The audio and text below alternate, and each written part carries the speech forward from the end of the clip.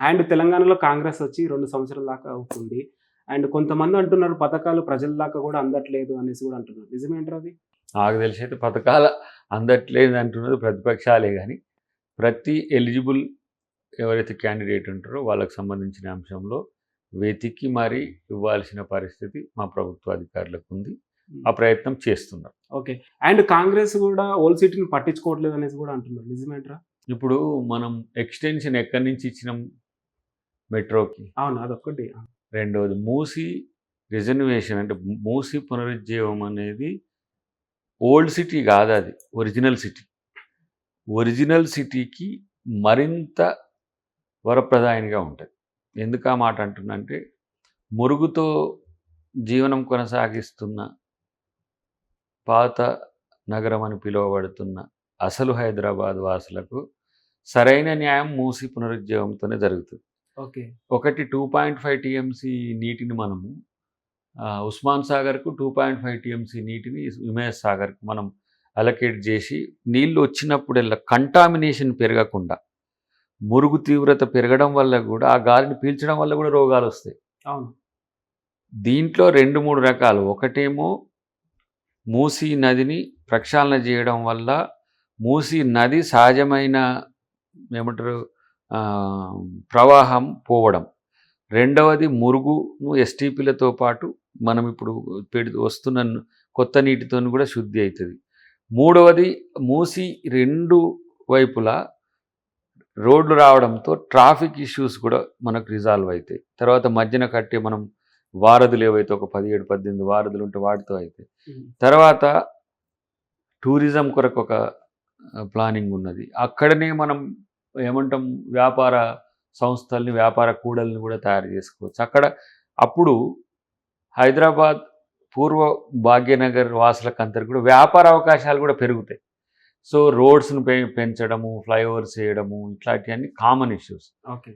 ఇప్పుడు కాన్సన్ట్రేట్ చేస్తున్నది కూడా మీరు చూడండి 4th సిటీగా డెవలప్ చేయాలనుకుంటున్నది కూడా మన ఒరిజినల్ సిటీ అవతల్ని. సో హైదరాబాద్ వాసులంతా పోవాల్సింది ఇప్పుడు for example zoo park flyover ఉన్నది ఇప్పుడు ఆరాంఘర్ నుంచి పోయేది. అట్లనే మనం ఇప్పుడు ఉప్పుగూడ రైల్వే స్టేషన్ నుంచి ఎటు శంషాబాద్ వైపు ఉండేదాన్ని మనం ఎంఎంటీఎస్ ఎక్స్టెన్షన్తో పాటు మెట్రో ఎక్స్టెన్షన్ కూడా అవుతుంది. అదంతా హైదరాబాద్ పాత నగరం నుంచే మనం తీసుకుపోబోతున్నాం.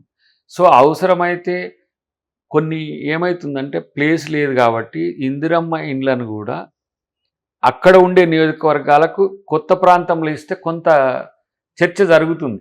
ఫర్ ఎగ్జాంపుల్ రాజాసింగ్ గారి నియోజకవర్గంకి సంబంధించిన ఇండ్లు రాజేంద్ర నగర్ ఏరియాలో మనం అలొకేట్ చేసి కట్టించినాం.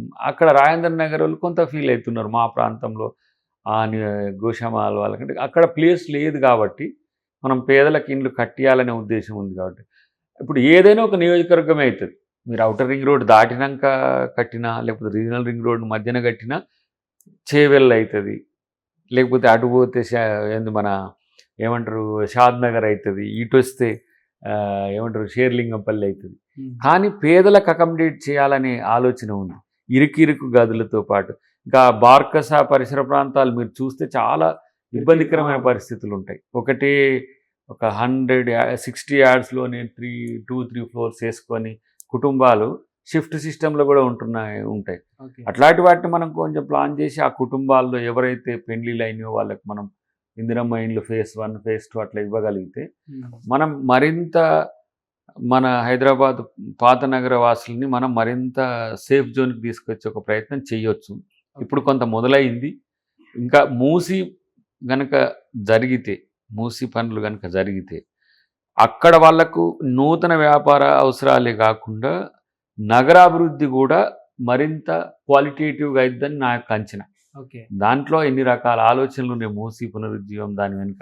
కాబట్టి గతంలో ఏ విధంగా చార్మినార్ మొదట్లో కట్టినప్పుడు పరిడ వెళ్ళిందో ఇప్పుడు కూడా ఆ విధంగా దాన్ని తయారు చేయాలని ముఖ్యమంత్రి గారి యొక్క ఆలోచన. ఓకే. అండ్ ఇంకోటి ఏంటంటే ప్రజల్లో ఒకటి బ్యాడ్గా చేస్తుంది ఏంటంటే మేబీ నాకు అనిపించింది ఏంటంటే కాంగ్రెస్ వచ్చిన తర్వాత ఫోన్ ట్యాపింగ్, హైడ్రా, కాళేశ్వరం ఈ మూడింటిని పట్టుకొని ఏదో చేస్తున్నారు, అసలు ప్రజలు పట్టించుకోవట్లేదు అంటున్నారు. ఈ మూడింటి వల్ల ప్రజలు ఏమన్నా మైనస్ అయ్యే ఛాన్స్ ఉందంటారా?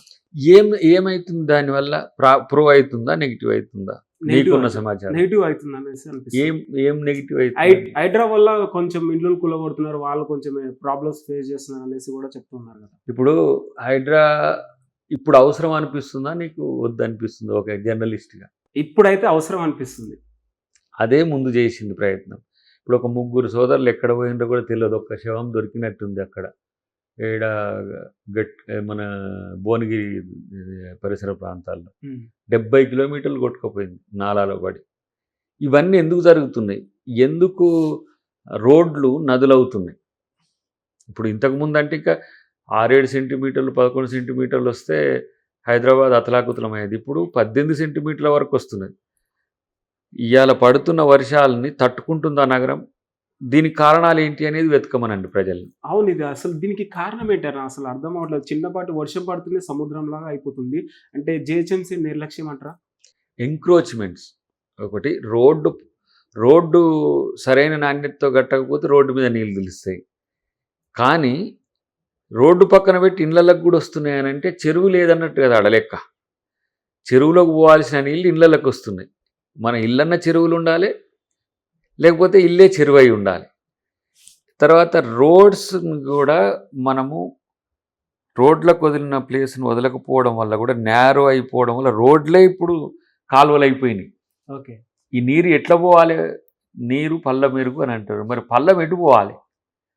అది ఎటు డైరెక్షన్ ఉంటే అది తీసుకుంటుంది. కాబట్టి ఒక ప్లానుడ్గా మనం ఇప్పుడు ఎప్పుడైనా పాత నగరంలో లేదంటే ఒరిజినల్ నగరంలో మోక్షగుండం విశ్వేశ్వరయ్య గారు ప్రణాళిక ఇచ్చింది. ఎక్కడైనా మీకు వరద సమస్య వస్తుందా? న్యూ సిటీనే మనకి ఏమైందంటే అన్ప్లాన్డ్గా ఉన్నది. మీరు హ్యాబిట్స్ కోటి నుంచి అక్కడ దానికా పోండి, ఏడికి మన ఇంజన్ బౌలి దూది బౌలి దాటి వెళ్ళిపోండి, ఎక్కడ కూడా వరదలతో పాత నగరం అంతా అతలాకుతలమైన చర్చ రాదు. ఈ ఎంక్రోచ్మెంట్స్ కట్టకూడని ప్లేస్లో కట్టడము, పర్మిషన్స్ వచ్చినాయి. పెద్ద పెద్ద ఇప్పుడు ఆ ప్యాట్నీ అయితే పాతది, నిన్న జరిగిన వర్షాలకు ప్యాట్నీ ప్రాంతం మొత్తం పల్లం ఏరియా కదా, మొత్తం మునిగిపోయింది. ఓకే, సో ఇప్పుడు మీరు ఇప్పటికిప్పుడు చూసినా కూడా బంజాయిల్స్ జూబ్లీల్స్ లాంటి ప్లేస్లలో కూడా లోతట్టు ప్రాంతాలు వరద బాధితులు అవుతున్నారు, లేదంటే స్టోరేజ్ వాటర్ పెరుగుతున్న పరిస్థితి. కాబట్టి వీటిని అన్నిటిని స్ట్రీమ్లైన్ చేయడానికి ప్రభుత్వానికి సహకరించాలంటే, ఇప్పుడు నేరుగా మీకు ఒక నది ఉందనుకోండి, పాయలుగా వచ్చి ఆ నదిలో పడి వెళ్ళిపోతాయి. ఇప్పుడు మనకు ఇందిరా పార్క్ దగ్గర నుంచి ఒక నాలా పోతుంది, దాని రూట్ ఏంది? హుసేన్ సాగర్. ఇంకా కొంచెం అవతల నుంచి మీరు చూడండి, మలక్పేట నుంచి పోతుంది, వచ్చి మూసిలో పడుతుంది. ఇట్లా మీరు ఏవైతే ఈ నాలాలు ఉన్నాయో నాలాల కబ్జా కూడా వీటికి కారణం. నాలాల నుంచి వస్తున్న నీళ్ళు కూడా ఎక్స్పాండ్ అవుతాయి కదా. సో ఇలాంటి పరిస్థితుల్లో నగరవాసులం కూడా మనం ఆలోచించాలి, మన కోసం మనమే అడ్జస్ట్ కావాలి. పేదల ఇండ్లు ఎక్కడన్నా కూలుతున్నాయంటారా, మనం ప్రత్యామ్నాయం చేద్దాం. అవసరమైతే ఇప్పుడు ఇల్లు ఒక్కొక్క ప్లేస్లో కట్టుకుంటారు కదా, మునిగే ప్రాంతాన్ని పక్కన పెట్టేసి మిగిలిన ప్రాంతంలో G+2 G+3 వేస్తే హాయిగా ఉంటుందిగా. నీటి వేలో నీరు పోతుంది, వీళ్ళు ఉండే వేలో వీళ్ళు ఉంటారు. సో ఆ ప్రయత్నము చేస్తున్నందుకే హైడ్రా అంటే పేదోళ్ళు ఇల్లు గొలగొడటానికి అన్నట్టుగా తయారు చేసింది. మూసి పునరుజ్జీవం చేయడం అని అంటే మూసిలో ఉన్న ప్రజలంతా ముంచడానికి అన్నట్టుగా ప్రచారం చేస్తుంది. అదేమి కాదు. మూసి పునరుజ్జీవము పేదల మంచికే. హైడ్రా కూడా నగరవాసులకు నరకం యాతన లేకుండా చేసేదానికి ఒక ప్రయత్నం తప్పితే మరొకటి కాదు. ఎవరైనా పట్టుబట్టి ప్రభుత్వము ప్రజలకు చెడు చేస్తుందా? అవసరమా అట్లా? అంటే పైసలు పెట్టి బాగు చేసి చెడ్డ పేరు తెచ్చుకోవాలని రేవంత్ రెడ్డి గారికి ఉంటుందా? సో వీళ్ళకి సైకోలు కొంతమంది తయారైపోయి ఇట్లా అవుతుంది అట్లా అవుతుంది, దానికి అన్ని కోట్లు దీనికి ఇన్ని కోట్లు. ఇప్పుడు బీఆర్ఎస్ హయాంలో మూసి ప్రక్షాళన కొరకు చేసిన ప్రయత్నాలన్నీ ఉన్నాయి కదా, వాటి ఎక్స్టెన్షన్ ఇంకా మనం కన్సార్షియం వేస్తున్నాం. పైసలు పెడితే ఆయన ఒక ఆయన, ఇల్లు కడితే ఆయన ఒక ఆయన, మెయింటెనెన్స్ చేసి జిహెచ్ఎంసీ చేస్తుంది. దాంతో మనకు నగరానికి ట్యాక్సెస్ కూడా వస్తాయి. కాబట్టి అవన్నీ తెలిసినా కూడా ప్రజల్ని కన్ఫ్యూజ్ చేయడానికి చేస్తున్నది అని అనుకుంటున్నాను. ఓకే, అండ్ బతుకమ్మ ఫెస్టివల్ కూడా రాబోతుంది, ఎలా ఉండబోతుంది అంటారు మరి?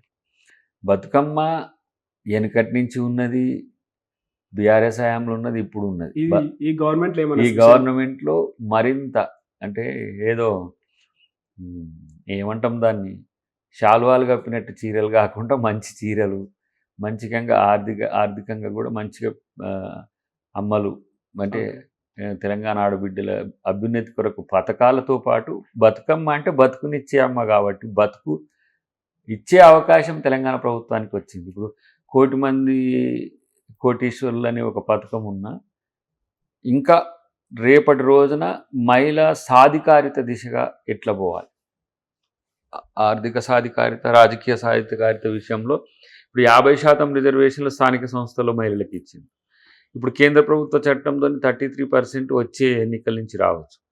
కానీ ఇప్పుడు మనం ఇచ్చే అవకాశాల్లో కూడా మరింత మెరుగైన అవకాశాలు అన్ని రంగాల్లో మహిళలకు చెందే విధంగా బతుకమ్మల కోసం తెలంగాణ ప్రభుత్వం ఉంటుంది. ఓకే.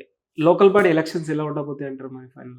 నాకు తెలిసి అయితే మంచిగానే ఉంటుంది. మాకున్న రిపోర్ట్ అయితే సమస్య ఏంటంటే 42% బీసీలకు రిజర్వేషన్లు ఇవ్వకుండా లోకల్ బాడీకి పోవడానికి రేవంత్ రెడ్డి గారు కానీ మా పెద్దలు కానీ కేంద్ర పార్టీ పెద్దలు కానీ ఎందుకు లేరంటే మనం ఒక వాదా ఇచ్చినాం, దాన్ని ఫుల్ఫిల్ చేయాల్సిందే, దాని కొరకు నడుస్తున్నది. సో డెఫినెట్గా కేంద్ర ప్రభుత్వం కూడా ఇవ్వాల్సి వస్తుంది, 42% దానికి అవకాశం ఇవ్వాల్సి వస్తుంది.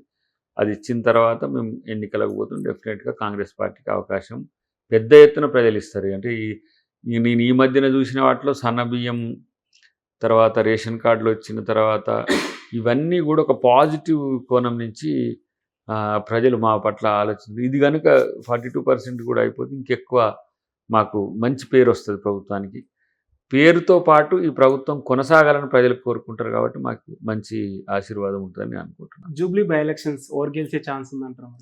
న్యాచురల్గా నేనైతే ఇప్పుడు నువ్వు అడిగే ప్రశ్నకు కాంగ్రెసే గెలుస్తుందని చెప్తా. కానీ బీఆర్ఎస్ గెలవడానికి వాళ్ళు చెప్పుకుంటున్నారు, బీజేపీ గెలవడానికి వాళ్ళకి అవకాశం ఎక్కడ ఉన్నది? ఇప్పుడు కంటోన్మెంట్ ఉన్నది. బై ఎలక్షన్ ఎవరు గెలిచిండ్రు? అది ఎన్నికల తర్వాతనే కదా.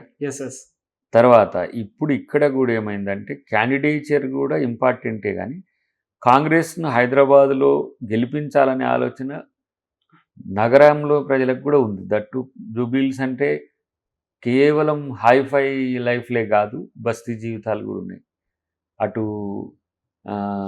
పెద్దలైనా ఇటు పేదలైనా ఇద్దరు కూడా కాంగ్రెస్ పార్టీని కోరుకుంటున్నది మాకున్న సమాచారం. ఓకే. గెలిచి తీరుతామనే నమ్మకం మాలో ఉంది. ఓకే.